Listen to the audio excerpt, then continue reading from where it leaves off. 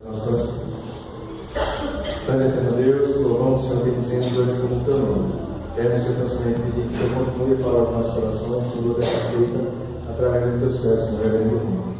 Enche, Senhor, e pedir que pela vida da boca dele, Senhor, venha palavras tuas para os nossos corações, que o Senhor desde já os mantenha abertos. Em nome do Senhor Jesus. Amém. Meus irmãos, vamos abrir as nossas Bíblias no Evangelho de São Mateus, capítulo 13.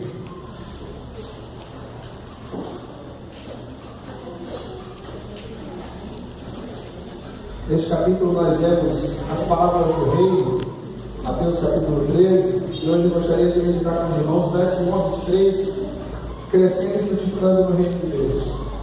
Crescendo e frutificando no reino de Deus. Mateus 13, nós leremos de 1 a 23. Eu queria convidar os irmãos a lerem assentados mesmo, a lerem comigo, enquanto eu leio os versículos ímpares, os irmãos leem os versos pares. Uma leitura alternada. A parábola do semeador, Mateus 13, de 1 a 23, leitura alternada. Naquele mesmo dia, saindo Jesus de casa, assentou-se à beira-mar. E grande multidão ouviu ao pé dele, de modo que entrou no barco e se assentou, e toda a multidão estava na beira-mar. E de muitas coisas lhes falou por parábolas, e dizia: eis que o semeador saiu a semear. E ao semear, uma parte caiu ao meio do caminho, e vinham as aves ao maneiro. Outra parte caiu em solo rochoso, onde a terra era pouca, e logo nasceu, visto não ser profunda a terra. Saiu da porém só e acabou, e pelo nada secou.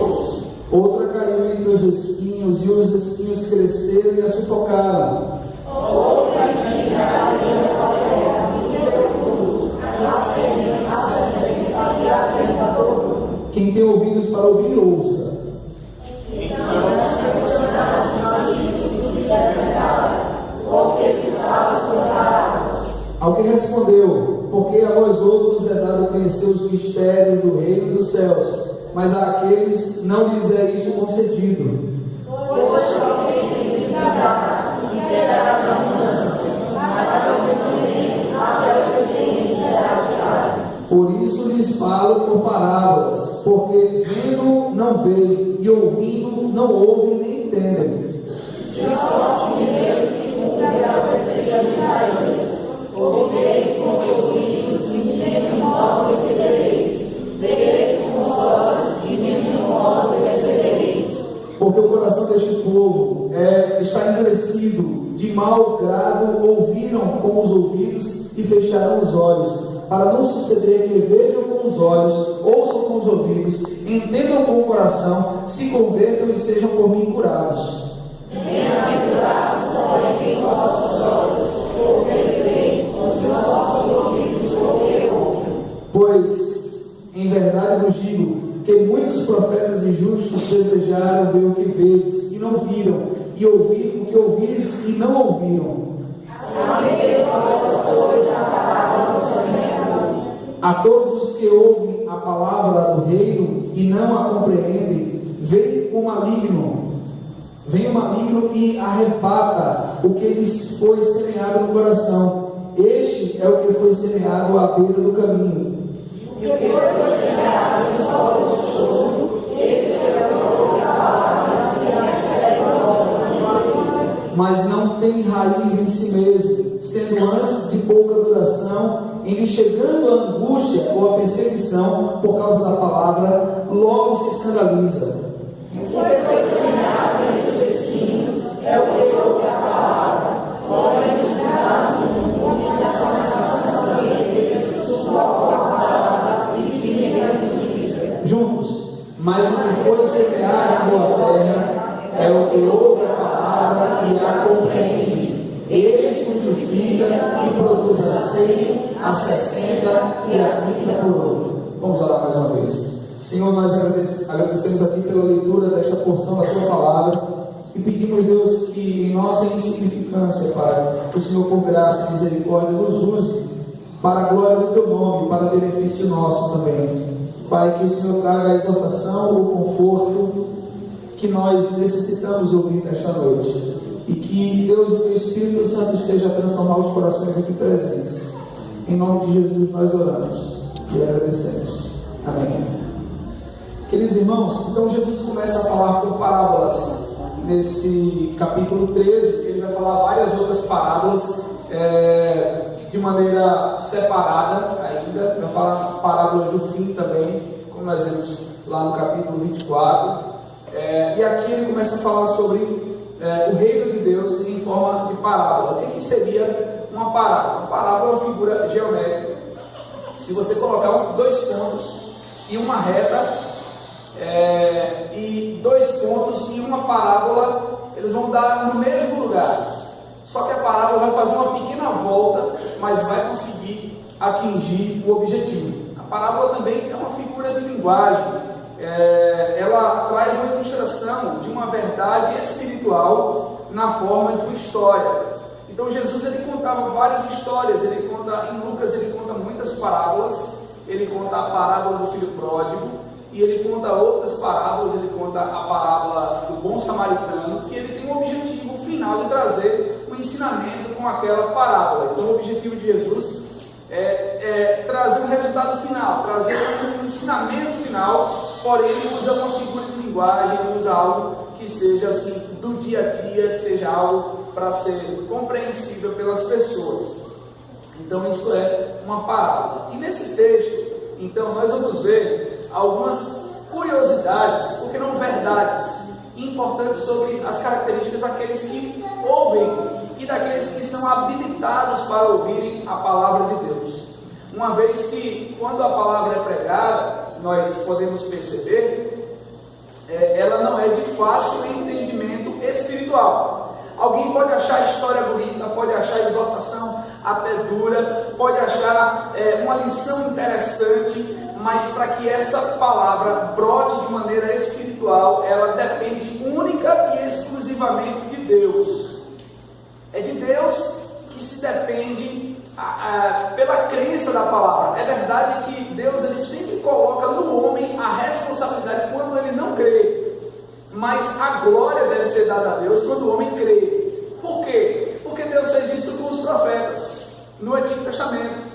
Isso é muito comum. Deus chama Isaías no capítulo 6 para que Isaías profetize a um povo, e Isaías vê a glória de Deus, Isaías vê os serafins anunciando ele, Isaías vê as bases do limiar do templo se tremendo, a voz daquele que clama. Isaías vê o trono de Deus. Deus perdoa o pecado de Isaías, e depois Deus diz assim: a quem enviarei, quem há de por nós? Isaías diz: eis aqui, envia-me a mim. Aí Deus diz: então você vai, mas você vai para um povo que não vai ouvir o que você tem a dizer. Quer dizer, como é que Deus manda uma pessoa para falar a alguém que não vai ouvir? Essa é uma situação assim bastante curiosa para nós. Como é que Deus chama um profeta para dizer coisas e o povo não vai ouvir? Da mesma maneira Deus fez com Jeremias.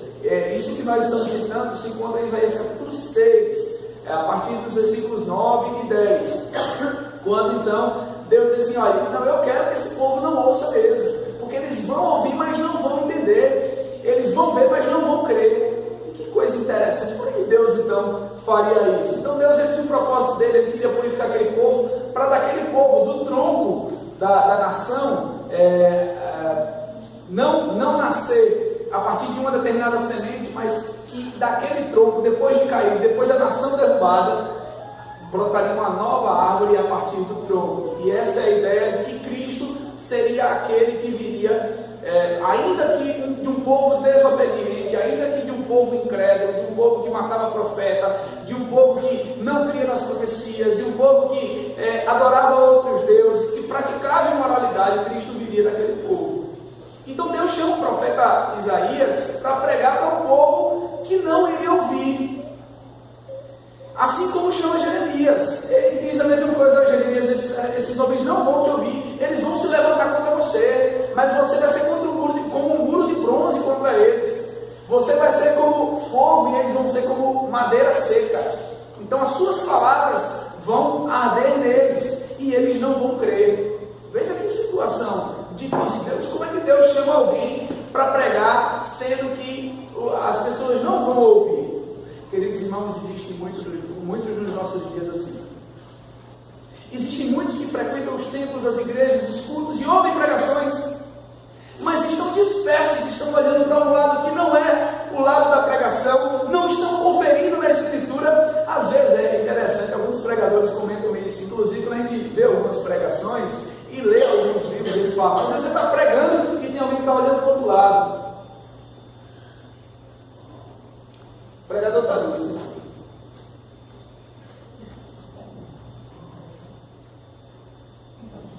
São esses dispersos. Isso acontece muito nos cultos. E isso não é coisa que a gente lê só em livros, não. Quando a gente lê os vários comentaristas falando sobre isso, eles dão exemplos tão simples, dizendo: tem pessoas que estão nas nossas igrejas e se sentam nos bancos, mas não estão ali cultuando a Deus, porque estão pensando em outras coisas, estão pensando em outros afazeres, estão pensando nas contas, estão pensando. E são essas pessoas também que infelizmente ouvem as pregações para o seu próprio juízo. Essa é uma constatação tão simples, mas também tão difícil de engolirmos, de nós aceitarmos, porque muitas pessoas ouvem a pregação para o juízo. E essa é uma verdade que é comum em toda a Escritura, porque Jesus diz assim: eu não julgo a palavra que eu prego, ela mesma julga vocês. Então, queridos irmãos, é importante nós vermos que então Jesus ele sai de casa, diz o texto aí, possivelmente ele estivesse ainda assim na região de Cafarnaum. Ele estava sempre em Cafarnaum, boa parte da sua vida, um lugar de muitos pescadores. E ele sai de casa, então, se assenta no barco, a multidão fica naquela expectativa, à beira do mar, e ele começa a contar uma parábola. Um homem saiu a semear, eis que o semeador saiu a semear.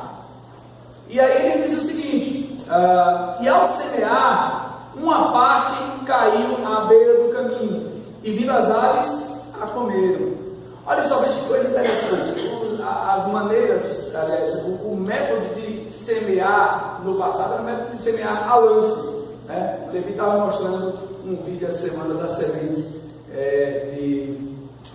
para pastagem. Aí ele mostrando um vídeo e mostrando como elas são muito leves, facilmente levadas pelo vento. Mas algumas sementes não são um pouquinho mais pesadas. E naquela época arava-se e lançava-se, não tinha assim, aquele cuidado de abrir um buraquinho lá, não. Arava-se a terra, com aquele método mais tradicional, mais convencional, com um animal, um boi, um cavalo, um burro puxando o arado. E então fazia-se ali os sulcos para lançar-se as sementes. E jogava-se, lançava-se a semente. Algumas sementes são tão leves, o vento dispersa, o vento leva para longe.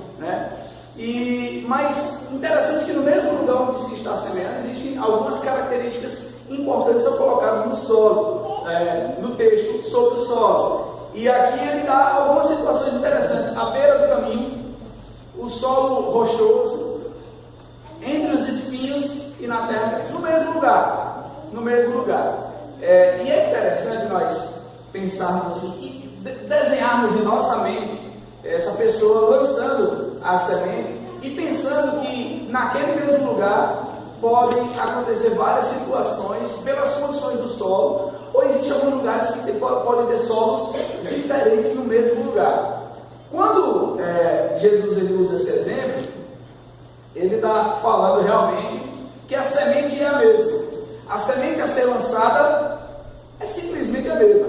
A gente não sabe se era semente de milho, se era semente de soja, se era semente de trigo, mas ele disse que o semeador saiu a semear e lançou a mesma semente num determinado local. Ele jogou, ele lançou a semente, seu alforje, e saía lançando aquela semente. E a primeira parte da semente caiu à beira do caminho. Mas que caminho é esse? É interessante quando a gente estuda um pouco de solo, daqui a nossa irmã professora Rose, que entende do assunto muito bem. E o solo, quando há a passagem de animal, você vê que em alguns lugares, algumas matas, existem já alguns caminhos, algumas veredas. E nessas veredas, o o solo é bem mais compactado. Por quê? Porque passa a gente por ali, especialmente animal. Os animais são uma das causas maiores de compactação. A semente não consegue infiltrar facilmente. Aquele lugar ali, então, não vai nascer mato. Por quê? Porque há uma terra ali compactada. É como se fosse um cimento natural. Não exatamente um cimento, não com a mesma dureza do cimento, mas uma compactação natural. E ali a semente não vai infiltrar. Então, na hora que ele está lançando a semente, vai cair semente também naquele lugar. Vai cair semente no lugar onde aparentemente você vê terra, mas logo ali embaixo há uma rocha ou há algumas rochas. Então a semente não vai conseguir se aprofundar ou criar sua raiz. Vai acontecer também que, por exemplo, a gente até estava conversando com ela sobre isso, dizendo que o solo é um banco de sementes. Se você fizer um estudo, você vai ver que em alguns lugares onde a terra não é própria para a plantação de proveito, ela vai sempre ter ervas daninhas. Ela vai nascer espinho, vai nascer alguns venenos, algumas coisas que são repelentes natural, vai nascer, mas que não são necessariamente úteis à nossa subsistência, nem também à alimentação animal. E estava vendo uma reportagem de Mariana, já tem alguns lugares em Mariana onde passou os rejeitos de minério lá, que é uma terra tóxica, é uma terra com alto teor de alguns ferros cancerígenos, que algumas culturas não conseguem nascer, não conseguem brotar, mas as ervas daninhas nascem. Elas se adaptam a todo lugar, elas se adaptam a vários tipos de solo, elas se adaptam a situações climáticas adversas, diferentes. Enquanto um feijão não vai nascer, ela vai nascer. Enquanto o milho não pode nascer porque precisa de água, porque precisa de chuva, porque precisa de um solo bem fértil para nascer, ela vai nascer certamente. Ela é indesejada, ela é intrusa, ela é invasora.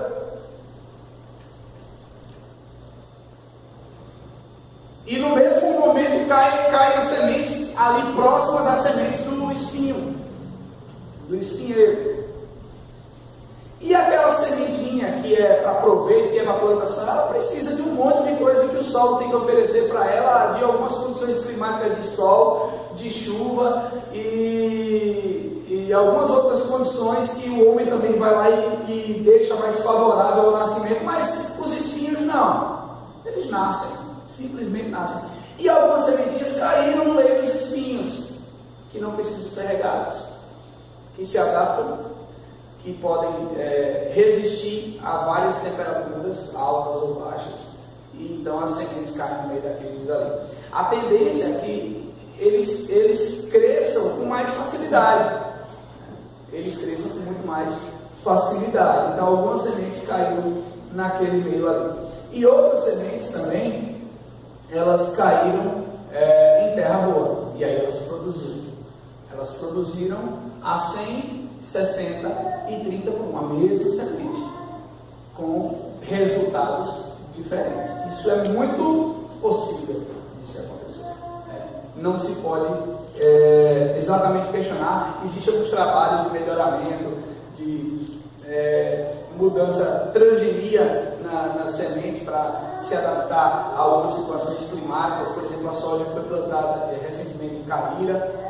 Carira hoje em Sergipe, se não me engano, é a única região que se planta soja no estado.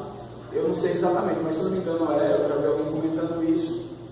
Então nós temos aí sementes modificadas, e que atendem a várias situações adversas, diferentes, por serem modificadas.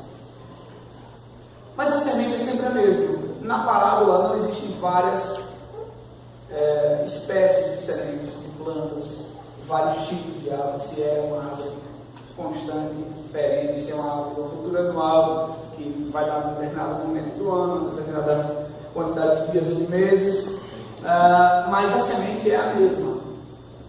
O que é importante nós pensarmos aqui é que há vários tipos de respostas diferentes à mesma pregação, à mesma palavra que é transmitida. E é isso que Jesus quer falar nesse texto.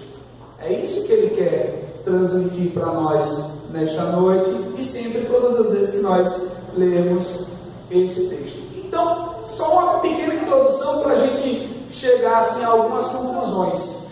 Antes de nós chegarmos às conclusões dos significados, como ele já vai colocar aí a partir do versículo 10, é importante a gente dizer o seguinte: Jesus, ele disse aquelas palavras, deu as costas e vazou.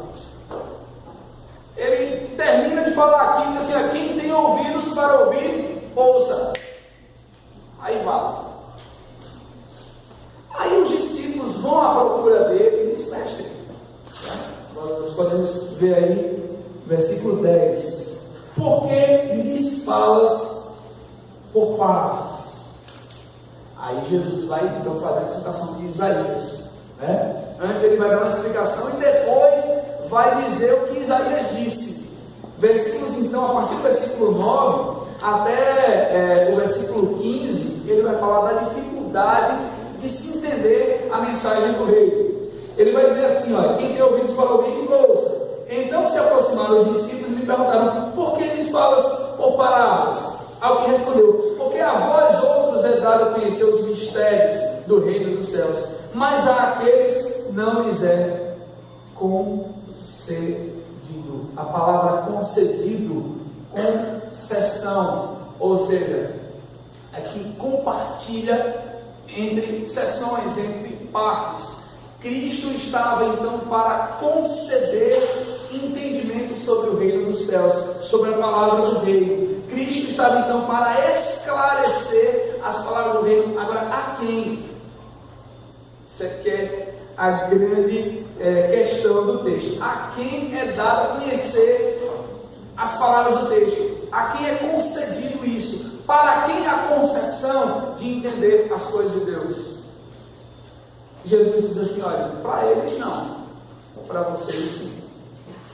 Para eles não, para vocês sim. E vai dar as razões. Pois ao que tem se lhe dará. Ou seja, a quem é para receber, então vai ser dado entendimento. Mas ao que não tem, e dará com abundância. Mas ao que não tem, até o que tem lhe será tirado. Mas que crueldade nessas palavras. Não, ele não está sendo cruel. O nosso Senhor é bom.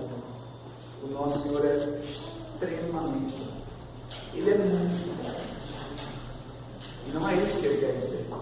Mas ele quer dizer que a alguns sim vai ser dado entendimento para que sejam salvos, mas a outros, no meu ponto de vista humano, infelizmente não. E até o que vai ser dado a eles vai ser cobrado. Ou seja, e o pouco que eles têm de entendimento vai ser para tirar deles. E é aí onde entra a grande questão de nós entendermos que a palavra é para a salvação, mas também para a condenação. Veja que coisa mais difícil. Nós não conseguimos, irmãos, a palavra de Deus em Isaías 55 diz que nós não conseguimos entender os pensamentos do Senhor, porque são mais altos que o nosso. Os pensamentos do Senhor são mais altos que o nosso, do que os nossos, e que os caminhos do Senhor são mais altos que os nossos.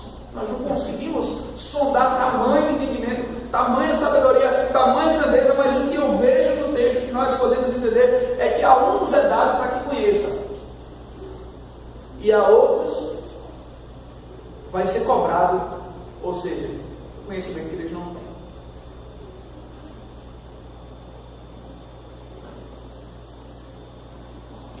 Aí versículo 13 ele diz: por isso lhes falo por palavras, porque vendo não veem, e ouvindo não ouvem nem veem.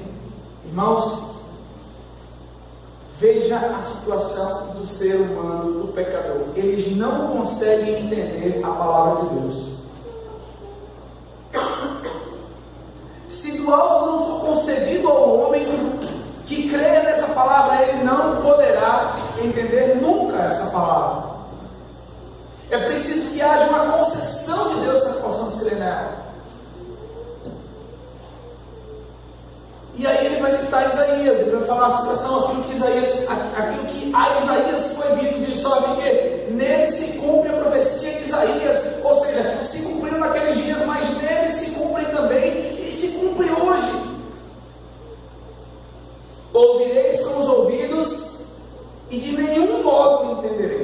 entregar uma Bíblia com todos os comentários sobre a Escritura, dicionário e um monte de coisa. A pessoa vai pegar, vai olhar, vai ler, vai dizer: não, isso aqui é bonito, não, isso aqui é muito mal, isso aqui é muito cruel.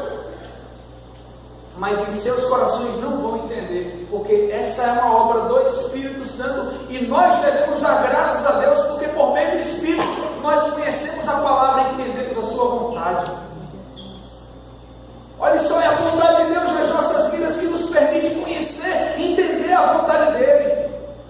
É por isso que em outro texto atrás Jesus disse: Pai, eu te dou graças, porque o Senhor ocultou essas coisas dos sábios entendidos, mas revelaste aos pequeninos. Olha só, o Senhor nos revelou o seu coração, revelou as suas intenções, revela todos os dias por meio do entendimento da sua palavra.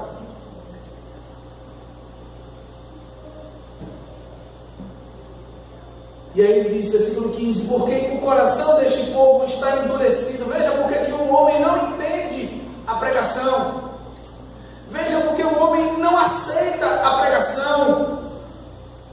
Porque o coração deste povo está endurecido, de mau grado ouviram com os ouvidos e fecharam os olhos, para não suceder que vejam com os olhos, ouçam com os ouvidos, entendam com o coração, se convertam e sejam por mim curados. Olha só, veja que o homem natural, ele foge de Deus, ele não quer se relacionar com Deus, ele não quer contato com Deus, ele fecha seus olhos naturalmente por causa da dureza do seu coração.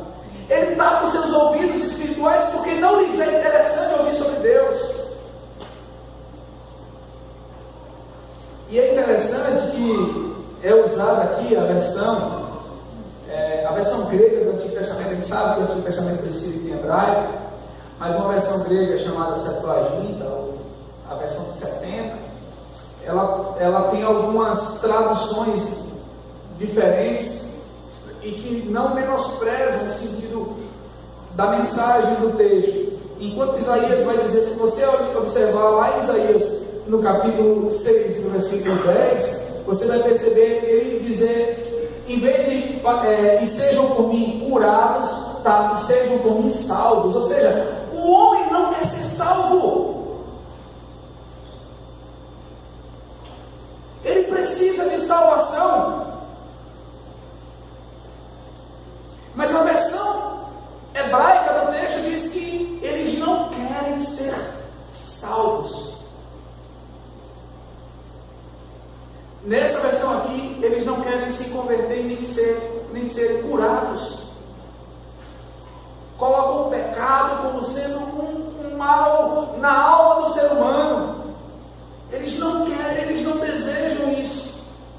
Olha só, por isso que nós falamos, irmãos, o apóstolo São Paulo diz em Filipenses capítulo 1, versículo 29, que a nós é dada a graça de padecer por Cristo e não somente de crer nele. Paulo está dizendo duas coisas importantes, três coisas. Deus concede, é Deus que dá o quê? A graça de nós sofrermos por ele. Olha, ele está dizendo o seguinte: sofrer por causa de Cristo é uma graça, é uma dádiva. Mas ele também está dizendo uma terceira coisa: crer em Cristo também é uma dádiva de Deus. O homem natural não consegue crer. Jesus disse isso lá em João 8. O apóstolo São Paulo, em 1 Coríntios capítulo 2, versículo 14, diz que as coisas espirituais se discernem espiritualmente, ou seja, se entendem espiritualmente. Por isso o homem carnal não entende, não consegue entender e nem desejar isso. Olha para mim e para vocês: sabe o que você está fazendo na igreja? Tanta coisa boa para se fazer lá fora.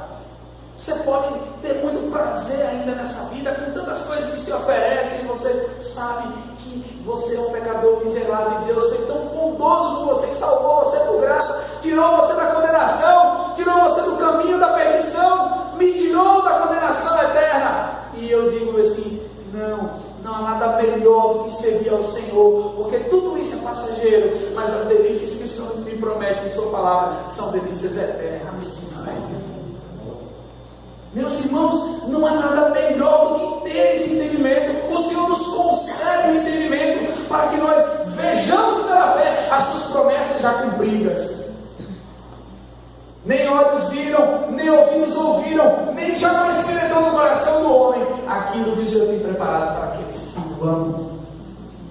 As aflições desse tempo do presente não se comparam com a glória que há de ser revelada em nós. Tantas promessas que o Senhor tem para nós, sua palavra, e nós olhamos para o mundo, às vezes ficamos assim, meio que enamorados, meio que balançados com as coisas do mundo, e Deus é fiel em nossas vidas que não faça isso. O que eu tenho para você é melhor do que o mundo pode oferecer.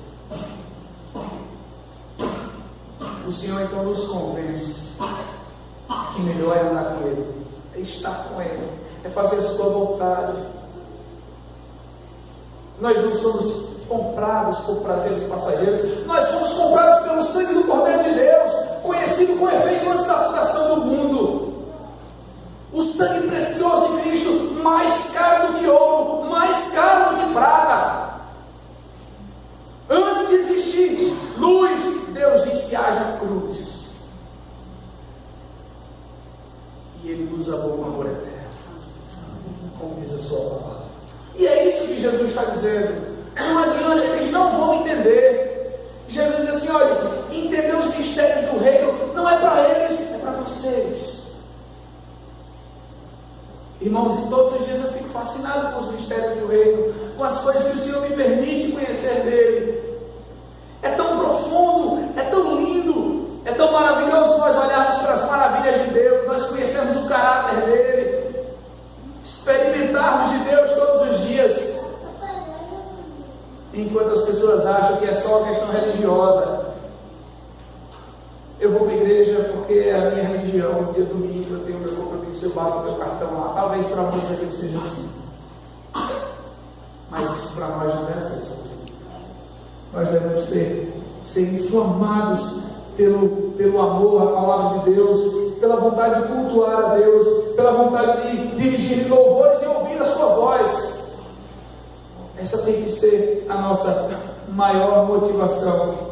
E se de repente se levantasse algum curioso, alguma curiosa, no meio daqueles que não era daqueles que Jesus queria transmitir a mensagem, e dissesse: mestre, nós queremos entender isso tudo que o Senhor disse, explique-nos por que o Senhor não nos explica o que tudo isso significa. Não aconteceria. Não se levantaria nenhum curioso ali. Não se levantaria no meio da multidão alguém que quisesse conhecer verdadeiramente a Deus e os seus propósitos. Não se levantaria no meio de pessoas que não amam ao Senhor, entender o Senhor, entender a sua palavra, entender a sua mensagem. Apenas um monte de pessoas interesseiras que queriam ver Jesus apenas curar, que queriam ver Jesus apenas multiplicar pães e peixes, mas que não tinham interesse real em aprender as coisas do reino. Não se levantaria, não aconteceria. E o Senhor, de maneira muito prática, mostra isso, porque Ele fala e dá as costas e acabou, e ninguém pergunta nada. Ah, Senhor, explique isso aí de novo, por favor, eu quero entender o que significa cada coisa dessa.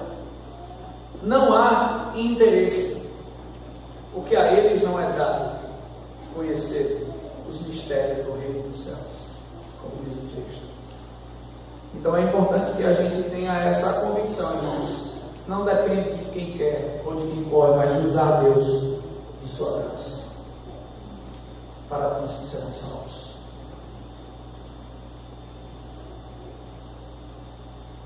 O mundo não ama Deus. Jesus diz isso. O mundo não o quer conhecer. Ele é a luz que veio ao mundo, mas o mundo amou mais as trevas, porque as suas obras eram más. E eu não poderia passar por esse texto sem dizer tudo isso. É o que o texto requer que pensemos. Os que de Deus se interessam por conhecê-lo ou em conhecê-lo, eles vão às Escrituras, eles vão às fontes das águas, eles vão ao conhecimento de Deus, eles se mostram sedentos por Deus. Filipe está em determinado caminho que ia até Gaza, e de repente vê um eunuco etíope lendo a escritura, e justamente o texto que diz: ele levou sobre si as nossas transgressões e as nossas iniquidades. E aí Filipe ouve aquele homem lendo e disse: você entende o que você está lendo? Ele disse: como, se ninguém me explica? Mas veja que a atitude daquele homem é conhecer a profecia, é conhecer aquele de quem aquela profecia se falava, a quem ela se referia. Aí Filipe disse: eu explico a você. E foi explicando o eunuco que aquele texto se tratava de Jesus. E então depois aquele homem chega a entender a convicção. Ele diz assim: para no lugar ganhado, diz assim: eis aqui água, o que me impede de ser batizado? Aí Filipe diz assim: se você crê em Jesus de todo o coração.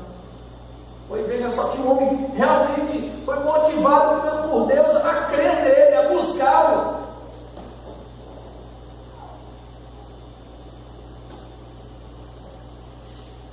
Então, queridos irmãos, Jesus ele parte a explicação da parábola. Antes, no versículo 16, ele diz: bem-aventurados, porém, os vossos olhos, porque veem, e os vossos ouvidos, porque ouvem. Pois em verdade vos digo que muitos profetas injustos desejaram ver o que vês e não viram, e ouvir o que ouvis e não ouviram. Jesus está dizendo assim: que olha, aproveitem, muita gente queria estar no lugar de vocês, vendo e ouvindo tudo isso que vocês estão vendo e ouvindo. Então, o versículo 18 ele começa a explicar a parábola. E ele diz assim: atendei, pois, a parábola do semeador. Versículo 19: a todos os que ouvem a palavra do reino e não a compreendem, vem o maligno e a arrebata o que lhes foi semeado no coração. Este é o que foi semeado à beira do caminho. Veja, a semente foi lançada numa terra compactada, onde ela não pode ser aprofundada.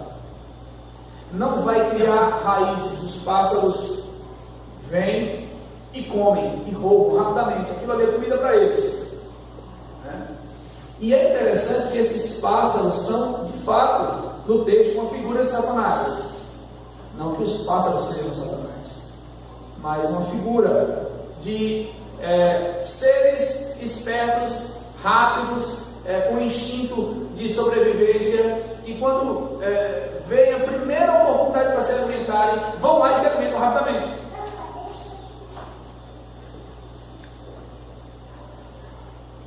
E da mesma maneira, queridos irmãos, muitos de nós ouvimos a pregação e o culto nem termina e Satanás já roubou do nosso coração. Às vezes você termina o culto, ouve a pregação, né? E de repente você vai conversar com alguém, já terminou o culto, lá fora, que palavra abençoada. Você lembra que foi pregado? Não sei. Satanás já roubou.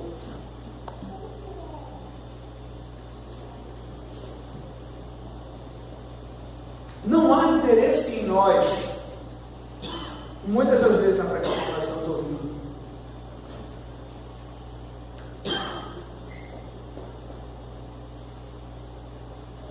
Nós sofremos várias tentativas, tanto externas quanto internas,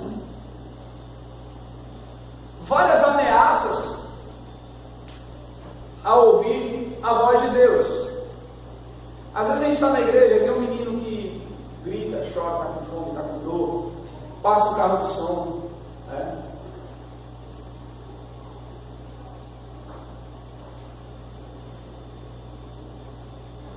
Ameaça externa, obstáculos externos a nós ouvirmos a palavra de Deus. E ainda existem os obstáculos internos, nossas preocupações, nossas concentrações ou falta de concentração na palavra, na pregação. Rapidamente Satanás vem e nos tira o foco, nos tira a atenção, e a gente perde a oportunidade. Às vezes uma conta que tem que pagar amanhã, às vezes é uma prova que precisa fazer na semana, às vezes ela precisa resolver, mas a gente está na hora do culto e isso já se torna um obstáculo para que nós ouçamos a pregação. Eu preciso pagar o boleto e tal, porque se eu não pagar, eu vou pagar uma multa por atraso, isso e aquilo, e a gente acaba sem meditar na profundidade daquilo que está sendo dito. A palavra não cria raiz em nós, e ela tem que começar a criar raiz a partir do momento que nós estamos ouvindo a pregação. E nunca existiu uma sociedade tão dispersa quanto a atual. Essa é a geração mais dispersa de toda a história. É uma geração, eu não estou me referindo a todo mundo, lógico, existem as exceções, mas é uma geração irreverente, inquieta, e facilmente, não é difícil para Satanás roubar de nós a palavra que nós ouvimos. Irmãos, e o nosso culto se torna uma perda de tempo, porque o principal momento da nossa semana tem que ser o culto, tem que ser a pregação. E então rapidamente a gente perde o foco, a gente perde a orientação, fica desorientado espiritualmente, biblicamente. Estamos perdidos às vezes, porque somos inquietos, somos irreverentes, somos preocupados, ansiosos, e acabamos perdendo a palavra de Deus no nosso coração. Satanás rapidamente me rouba. Quantas vezes Satanás não roubou a sua concentração, a palavra que você está ouvindo no culto? Irmãos, isso é muito sério. Isso acaba desembocando numa vida vazia, numa vida sem buscar a Deus, numa vida sem entendimento bíblico. Isso não pode acontecer. Satanás se aproveita de cada um de nós dessa maneira. A gente fica disperso, a gente está pensando em tantas coisas que não no culto, tantas coisas que não falam, e Satanás faz isso. E Jesus, ele mesmo diz aqui, olha, tem tanta gente que é assim, que ouve as minhas palavras, mas estão voando, estão em devaneios, dispersas. A semente que caiu à beira do caminho, no solo compactado, ela não vai penetrar. E vem o pássaro. Quando não há penetração da palavra em nossas vidas, quando não há, ela não entra em nós, Satanás a rouba rapidamente, facilmente. São esses os que ouvem e não entendem, nem sabem o que está acontecendo na pregação, nem sabem qual é a sequência que o pastor está pregando, qual é o objetivo de ouvir as pregações de Mateus, o Evangelho do Reino, como se comporta um cidadão do céu, como nós devemos anunciar o reino, quais são os nossos valores. Precisamos de sintonia, ser sintonizados com a verdade. Então nós estamos ouvindo e não estamos entendendo. Os que são assaltados por Satanás imediatamente após ouvir a palavra, muitos se encontram nessa situação, às vezes estão ouvindo a mensagem, mas estão aéreos, pensando em outras coisas, pensando na festinha que vai acontecer depois do culto. Eu estou pensando na minha festa de formatura, estou no culto, mas estou pensando na minha festa de formatura. Eu estou pensando como é, eu estou pensando no resultado que eu recebi do meu teste vocacional para a faculdade que eu vou fazer. Eu não estou concentrado no culto e na pregação da palavra de Deus. Facilmente Satanás rouba essa semente e nós ficamos desnutridos espiritualmente.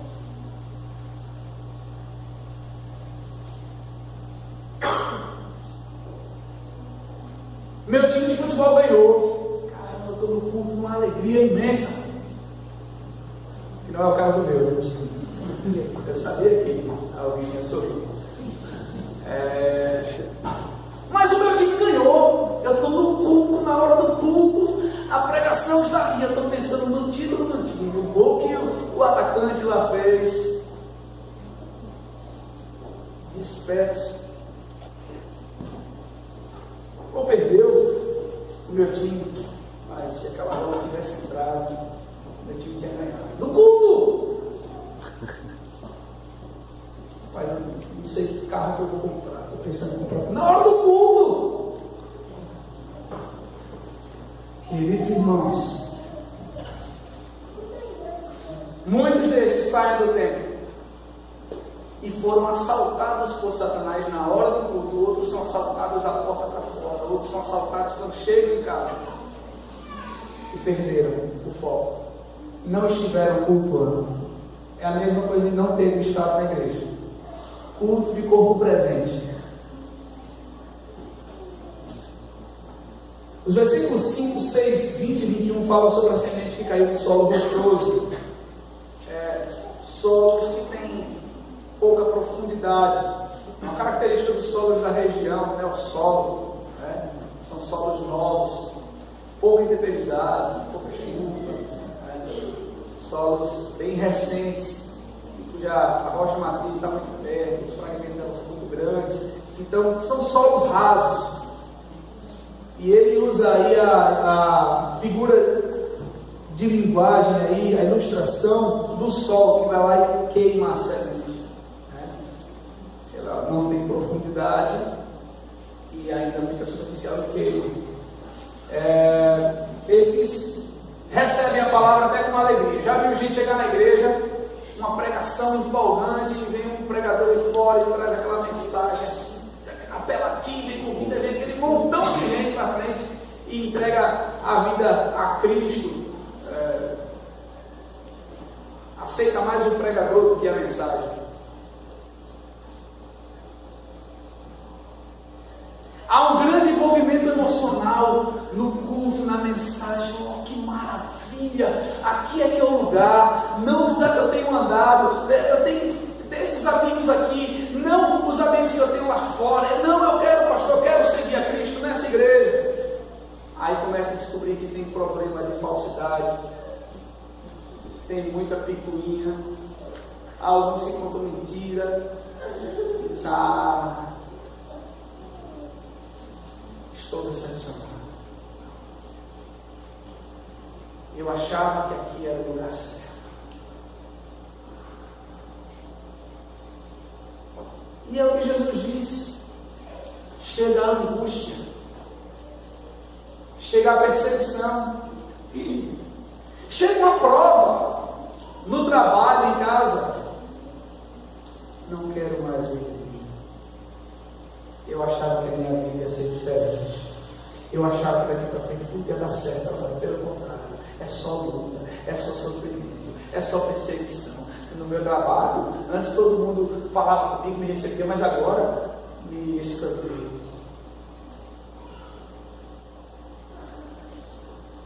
Eu não quero mais. Eu não quero mais seguir a Jesus. Porque falta raiz, falta profundidade. Gente se empolga com aquilo que é superficial, mas não se aprofunda, mas não tem solidez, mas não tem firmeza. A gente admira aquilo que parece que está crescendo para cima. Oh, fulano está cantando bem na igreja, que maravilha, canta muito bem, está crescendo para cima, está aparecendo, está se mostrando, mas a planta cresce para cima e cresce para baixo. As suas raízes procuram, ali elas começam em raízes primárias, depois viram raízes secundárias, viram a zona perífera.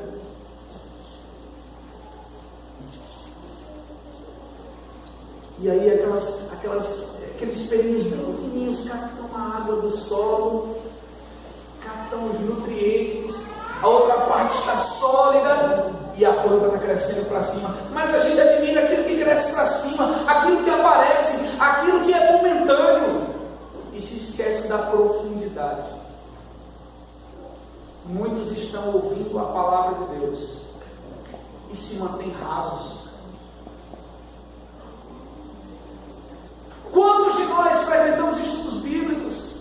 Quantos de nós estamos lendo livros em casa? Quantos de nós estamos lendo a Bíblia em casa? Quantos de nós frequentamos a escola bíblica dominical?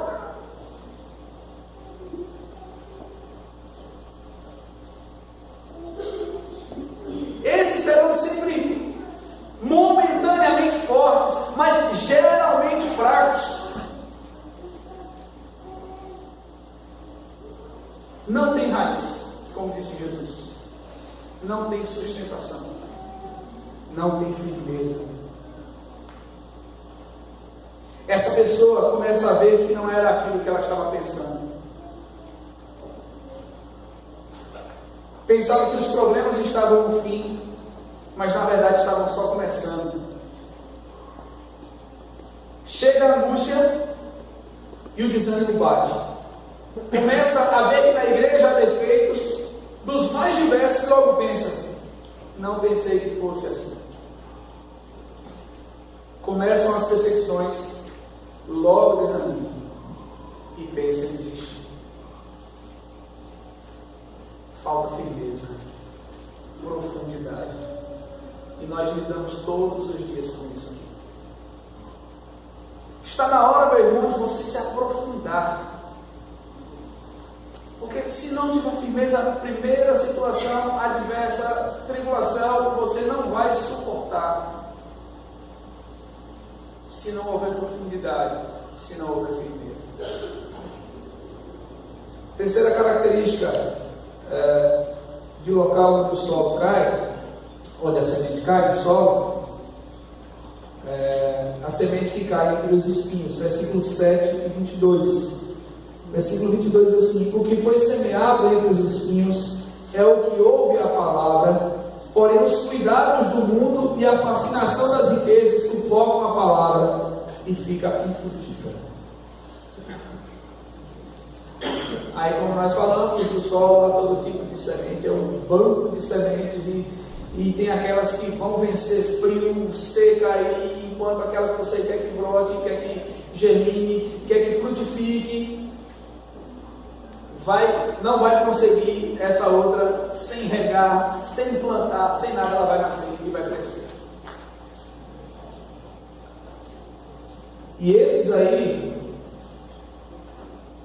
são aqueles que se preocupam muito com as coisas do mundo, que são sufocados pela vontade de conseguir, ter, adquirir,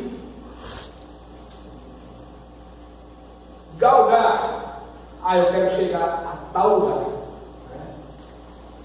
e colocam em risco a sua vida com Deus, sua vida familiar, sua saúde, porque acha que ter, adquirir, conquistar, do ponto de vista material, é tudo. Ficam fascinados com as coisas do mundo, com os cuidados do mundo, com o que o mundo diz que é bom. Ficam fascinados com as riquezas, e tudo isso sufoca a sua vida com Deus, sua vida devocional, sua vida espiritual. São cristãos infrutíferos, pessoas que se preocupam somente em ganhar dinheiro, só pensam em um novo investimento e acabam sacrificando bens mais preciosos. São cristãos infrutíferos, os quais não têm tempo para Deus, não têm tempo para ter comunhão com os irmãos, não têm tempo para serem uma bênção, para serem instrumentos de Deus, para serem usados por Deus. Não, eu não posso ir para este culto, eu não posso ir para esse avanço evangelístico, eu não posso fazer isso porque eu tenho que estudar. É lógico que a gente tem que servir a Deus estudando e trabalhando também, que a gente não pode fazer esse dualismo, né? A gente tem que glorificar a Deus trabalhando também, mas a gente não pode deixar que isso sacrifique a nossa vida com Deus. Estão sufocados, acarretados, estagnados e finalmente infrutíferos. Quais são os frutos que você tem dado? É lógico que os seus frutos não precisam aparecer para nós não, mas os frutos de alguma maneira eles acabam aparecendo. Não deve ser esse o nosso objetivo, nos mostrar aos homens. Jesus disse: pelos frutos deles vocês os conhecem, né? Então é importante ver que os frutos acabam sendo vistos, e a pergunta é: quais são os seus frutos? Quais têm sido os nossos frutos? Por fim, irmãos, os versos 8 e 23 falam da semente que caiu por a terra e frutificou. Solo fértil, solo adubado, com acidez, num nível que dava a ser plantado, uma boa drenagem, a a água não fica empoçada, acumulada, um solo sem erosão, um clima bom para plantar, chuva, um bom sistema de irrigação, e então há o crescimento, germinação, crescimento, frutificação da raiz. A semente é a mesma, mas as características do terreno são diferentes. A boa terra é o lugar certo. A eficiência da terra propicia uma plantação que chega a vingar, dá os seus frutos. Naquele tempo, queridos irmãos, não existia uma coisa que existe hoje, análise do solo. Hoje você, o técnico, o cidadão conhece o solo, faz lá uma trincheira, ou vê uma trincheira aberta e começa a observar pelo olho quais são as características da cor. Ela coloca a mão, sente a textura do solo, molha um pouco com água para ver a elasticidade. Você está aí para me reprovar se eu errar.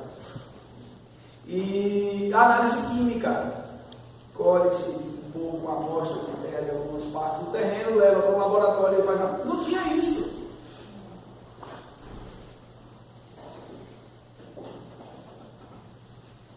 Mas a terra fértil, a terra boa, era evidenciada pela semente que brotava. Cresciam e frutificavam. Hoje é fácil plantar. Hoje você corre atrás, faz a análise do solo, faz a correção de adubação. Se você tem condição de plantar irrigado, você planta irrigado. Se não, você planta de acordo com o calendário. E você sabe que dá. Tem que dar se você tiver tudo isso favorável. Mas naquele tempo não. Arava-se, esperava o período, observava-se o tempo, plantava-se e esperava-se crescer, vingar. Então, a boa terra é o lugar certo. A eficiência da terra propícia se mostra principalmente quando a plantação vinga. E ele vai dizer aí que dá frutos a 100, 60 e 30 por um, ou seja, uma semente, um grão pode dar 100, 60 e 30. Se der 100 é a plantação maravilhosa, perfeita, a colheita perfeita. Mas às vezes dá 60, dá 30. E o que é que significa? Significa que a alegria do agricultor é ver nascer, é ver frutificar. Às vezes pode dar uma super colheita, pode dar uma colheita mais simples, mas ele fica alegre porque nasceu, porque brotou, porque frutificou. Às vezes, queridos irmãos, nós estamos exigindo que as pessoas frutifiquem da mesma forma que nós, do mesmo jeito. Não, eu acho que eles têm que fazer a mesma coisa que eu faço, com a mesma intensidade que eu faço. Não, nem todo mundo é do mesmo jeito, nem todo mundo tem a mesma capacidade de produzir com a mesma quantidade. Às vezes alguns são mais ativos, mais eficientes, mais organizados, outros são mais subservientes, apoiam, ajudam. Quando pega uma coisa para fazer, para liderar, faz pouco, mas faz um pouco. E às vezes a gente fica exigindo que todo mundo faça do mesmo jeito, tem que ser igual a mim, tem que fazer igual eu faço, Não exatamente. O mais importante é, queridos irmãos, o entendimento da palavra de Deus em algumas pessoas vai gerar um vasto conhecimento, uma grande capacidade de entender, de explicar, de pregar. Outros não entenderam o suficiente para crer. Mas na vida dos dois tem que haver frutos de salvação. Essa é a grande verdade. Tem que haver fruto de salvação. A salvação deve ser vista em nós. E quando nós pensamos nesse evangelho, nesse fruto de salvação, ou nesse fruto do Espírito, nós vemos que há características de um verdadeiro salvo, que são vistas pelos nossos frutos. E Paulo ele vai falar sobre o fruto do Espírito, que é a santificação, que é a regeneração, que gera em nós alegria, amor, bondade, paz, longanimidade, benignidade, mansidão, domínio próprio. Ou seja, são características visíveis do nosso caráter. E há também outras características que são numéricas. Nós gostamos de servir, nós participamos de movimentos que glorifiquem a Deus, que preguem o Evangelho, que socorram pessoas, que tragam a mensagem de esperança, de paz e de transformação para alguém. Então nós nos envolvemos, nós fazemos parte disso, são frutos da palavra que gerou transformação em nossas vidas. Por fim, eu quero dizer, encerrando, que nós temos respostas a dar com a palavra que nós recebemos. Ser disperso, inércio, como Jesus mesmo chama, é uma resposta. Gente desatenta. É uma resposta negativa à palavra. Ser superficial, de momento, sem nenhuma profundidade, é uma outra resposta negativa que se dá à palavra. Mas são respostas. Ser sufocado por tantos afazeres que nos impedem de buscarmos a Deus, de nos aproximarmos mais dele e aprendermos mais do Senhor e nos fortalecermos no Senhor, é uma outra resposta. Nós somos sufocados pelo mundo e nós respondemos à palavra que nós recebemos sendo frutíferos. Mas a resposta que agrada e satisfaz ao Senhor é a resposta que nós frutifiquemos, seja por 100, seja por 60, seja por 30 por 1. Mas essa é a que satisfaz o Senhor. Então, como é que está a sua vida? Como é que está a sua vida com Deus? É lógico que essa é uma pergunta que você tem que responder para você mesmo diante de Deus. Qual tem sido o nível de frutificação da palavra do Senhor? Qual tem sido o seu interesse, o seu desejo pela palavra? E também a sua alegria por ser uma dessas pessoas que conseguem, pela graça de Deus, entender a mensagem do Evangelho. Ver, entender, ouvir e compreender. Porque essa palavra adentrou o seu coração, o meu coração, os nossos corações. E a pergunta que eu faço a você que nos visita nessa noite: de que lado você está? Daqueles que ouvem e não entendem, não se interessam por entender, por atender essa palavra? Ou daqueles que recebem essa palavra nessa noite e dizem: Senhor, transforma minha vida, transforma o coração, eu quero ser um cristão prático, eu quero ser uma nova criatura, eu entendi o que o Senhor pediu, eu entendi que eu preciso ser salvo dos meus pecados, ser salva dos meus pecados, eu quero atender a essa palavra. Deus me diz: as minhas ovelhas ouvem a minha voz, eu as conheço e elas me seguem, eu lhes dou a vida eterna, jamais elas perecerão, e ninguém as arrebatará da minha mão. Jesus diz: quem é de Deus, ouve a palavra de Deus. Para aqueles homens daqueles dias, ele disse: mas vocês não são de Deus, porque vocês não ouvem a palavra. Olha que palavra pura, né? Como é que você recebe a semente do Evangelho nessa noite? Eu quero encerrar por aqui e dizer que se você foi tocado por essa palavra e quiser seguir a Cristo, não deixe de fazer isso.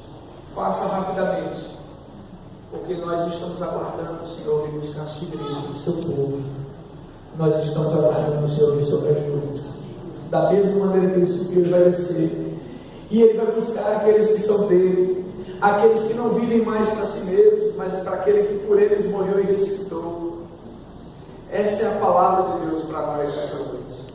Seja prudente, meu irmão, com a palavra. Seja prudente com a pregação. Não permita que Satanás roube. Não deixe também que as adversidades dessa vida façam de você uma pessoa sem profundidade, superficial, que qualquer coisa pretende desistir. Eu estou querendo desistir de seguir a Cristo, estou querendo desistir de ir para a igreja, porque fulano disse isso eu não gostei, porque fulano disse isso eu não gostei. Cresça, meu irmão, cresça, minha irmã. Crie raízes profundas para a glória de Deus e frutifique a 100, a 60 ou a 30 por um, mas frutifique para a glória de Deus. Amém? Vamos orar. Senhor, nós te agradecemos pela tua palavra, Pai, que essa palavra opere poderosamente em nossas vidas. Nos ajude, Senhor. Nos ajude a agradarmos a Ti em todas as coisas. Que o Teu nome seja glorificado em nós e através de nós. Nos ajude a sermos mais prudentes na palavra que ouvimos, porque o Senhor falou conosco. Nos fortaleça, Pai. Em nome de Jesus nós oramos. Amém.